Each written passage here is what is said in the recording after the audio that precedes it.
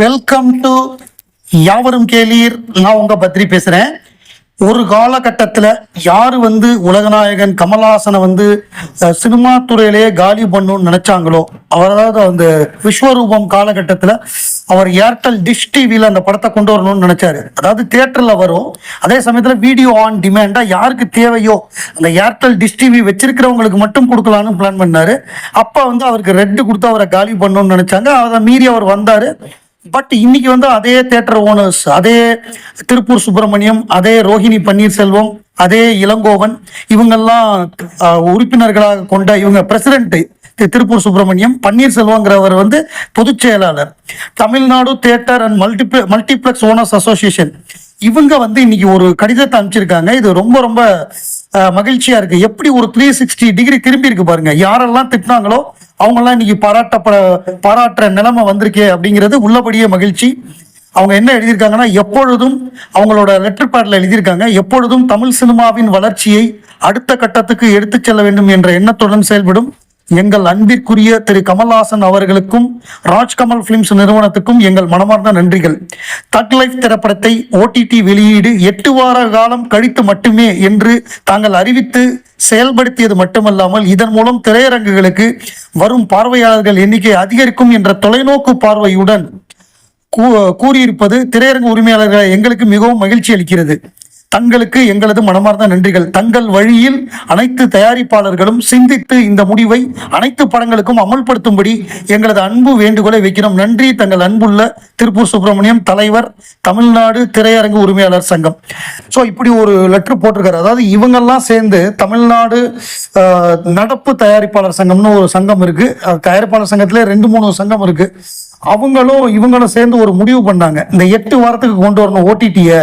இந்த 28 நாள்ல வந்துருது, அதாவது 56 டேஸா மாத்தணும் ஹிந்தி படங்கள் பண்ற மாதிரி அப்படின்னு ஒரு முயற்சி எடுத்தாங்க. அது ஃபெயிலியர் ஆயிடுச்சு. பட் அவங்களால முடியாததை முதன்முறையாக உலகநாயகன் கமல்ஹாசன் அவர்கள் நடைமுறைப்படுத்தி இருக்காரு. தொடர்ந்து இது தக் லைஃப் ரிலீஸுக்கு முன்னாடி அவங்களுக்கு கொடுக்கப்பட்ட பூஸ்ட். இன்னும் தொடர்ந்து அவருடைய படங்கள் எல்லாமே இதே மாதிரி தான் வரும் அப்படின்னு நம்ம எதிர்பார்ப்போம். இது அவங்களுக்கு திரைப்பட உரிமையாளர்கள்,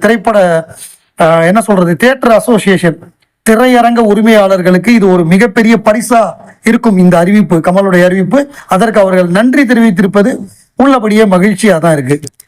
உலகநாயகன் கமல்ஹாசன் தக் லைஃப் ஜூன் 5 வெளிவருது. அது நம்ம எல்லாருக்கும் தெரியும். அது சம்பந்தமா ஏராளமான பேட்டிகள் கொடுத்துக்கிட்டு இருக்காங்க.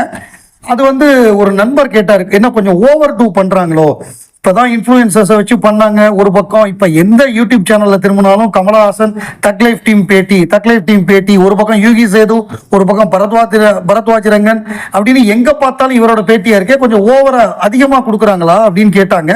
அது நம்மளை பொறுத்தவரையே அப்படிதாங்க தெரியும். இது நமக்கானது கிடையாது. நம்ம கமல் ரசிகர்கள், நம்ம எந்த சேனல்ல இந்த மாதிரி பேட்டி வந்தாலும் நம்ம போய் பார்ப்போம்.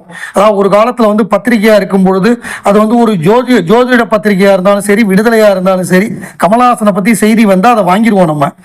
அதே மாதிரிதான் இப்ப யூடியூப் சேனல்ல எந்த சேனல்ல கமல்ஹாசனை பத்தி செய்திகள் போட்டாலும் அதை நம்ம போய் பார்க்க போறோம். ஆனால் இது சாதாரண பொது ஜனங்கள், எந்த ரசிகரும் இல்லாமல் காமன் ஆடியன்ஸா இருப்பாங்கல்ல, அல்லது வேறு நடிகர்களோட ரசிகர்களா இருப்பாங்கல்ல, அவங்களுக்கு இந்த செய்தி போய் சேரணும்ல. இப்ப ஒரு சேனல் இருக்குன்னா அதுக்கு ஒரு 50,000 சப்ஸ்கிரைபரோ 1,00,000 சப்ஸ்கிரைபரோ, அது ஒவ்வொரு சேனலுக்கு தகுந்த மாதிரி இருப்பாங்க. அவங்களுக்கு போய் சேரணும்ல. ஒவ்வொரு சேனலுக்கும் ஒரு ஸ்பெசிபிக் ஆடியன்ஸ் இருக்காங்க. ஸோ நம்ம சில ஆடியன்ஸ் எல்லாருக்கும் பொதுவாக இருப்பாங்க. ஸோ அந்த மாதிரி ஸ்பெசிபிக் ஆடியன்ஸுக்கு தகவல் போய் சேர்றதுக்காக தான் இவ்வளவு பேட்டி கொடுக்குறாரு அப்படிங்கிறத என்னால் புரிஞ்சுக்க முடியுது. அதை நீங்களும் புரிஞ்சுக்கணும் அப்படின்னு அவர்கிட்ட சொன்னதுக்கு அப்புறம் அவர் புரிஞ்சுக்கிட்டாரு. நம்ம எல்லா சேனலையும் பார்ப்போங்க. ஒரு காமன் ஆடியன்ஸ் அவன் இப்போ ஒரு இந்தியா கிளிட்ஸோட சப்ஸ்கிரைபரா இருந்தானா அவன் அதுல வர்றதை மட்டும்தான் பார்ப்பான்.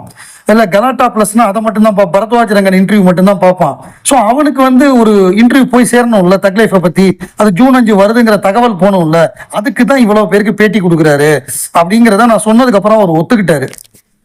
தக் லைஃப் நிறைவடைந்ததுக்கு பிறகு KH237 அது சம்பந்தமா இப்ப அன்பறிவு மாஸ்டர்ஸ் அண்ணன் தம்பி 2 பேருமே அதற்கான எல்லா ஆயத்த வேலைகளும் பண்ணியிருக்காங்க. இந்த படப்பிடிப்பு எப்போது அப்படின்னு ஒரு தகவல் வந்திருக்கு. உலகநாயகன் கமல்ஹாசன் தக் லைஃப் படத்தை தொடர்ந்து சண்டை இயக்குநர்கள் அன்பறிவு இயக்கத்தில் கமல் அவரது 237வது படத்தில் நடிக்க உள்ளார். பல மாதங்களாக இப்படத்திற்கான முன் தயாரிப்பு பணிகள் நடைபெற்று வருகிறது. தற்போது இந்த படத்தின் முதற்கட்ட படப்பிடிப்பை ஜூன் மாதம் 12ஆம் தேதி அன்று தொடங்க உள்ளதாகவும் படத்தின் முழு படப்பிடிப்பை 45 டேஸ்ல முடிக்க போறாங்களாம். 45 நாள்ல இந்த ஒட்டுமொத்த, ஏன்னா அதுக்கான ஆயத்த பணிகள் எல்லாமே ரெடி பண்ணிட்டாங்க. ப்ரீ ப்ரொடக்ஷன்ல வந்து பண்ணது ப்ளஸ் லொக்கேஷனு ப்ளஸ் எப்படி கொரியோகிராஃபி ஸ்டன் பண்ணணும், பணம் சம்பந்தமாக கால் ஷீட் யார்கிட்ட வாங்கணும், எல்லா வேலைகளையுமே அவங்க ரொம்ப சுறுசுறுப்பாக பார்த்து முடிச்சுட்டாங்க.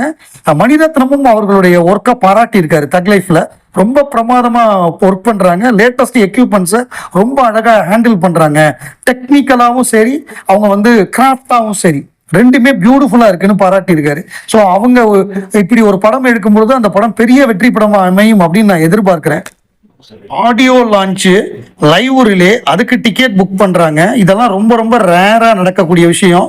மதுரையில் ரேடியன்ஸ் சினிமாஸ் அப்படின்னு ஒரு தியேட்டர் இருக்கு. அவங்க வந்து தக் லைஃப் ஆடியோ லான்ச்சை வந்து லைவா ஸ்ட்ரீம் பண்றாங்க. புக்கிங் ஓபன் பண்ணியிருக்காங்க. மதுரையில் உள்ள நண்பர்கள் அந்த ஆடியோ லான்ச் நம்ம வர சனிக்கிழமை சாய்ராம் இன்ஜினியரிங் காலேஜில் நடக்க உள்ள தக் லைஃப் ஆடியோ லான்ச்சை பார்க்கணும்னு ஆசைப்படுறவங்க அதில் லைவா பார்த்துக்கலாம். அதில் மற்ற பாடல்கள்லாம் ரிலீஸ் ஆக போகுது. தக் லைஃப்ல வந்து 4 பாடலாசிரியர்கள் பாட்டு எழுதியிருக்காங்க. 2 பாட்டு வந்திருக்கு. இன்னும் 2 பாட்டு பிளஸ் தீம் மியூசிக், இதை எல்லாமே ஏஆர் ரஹ்மான் அவர்கள் லைவா வந்து கான்செப்டா நமக்கு வந்து பண்ணி காமிக்க போறாரு.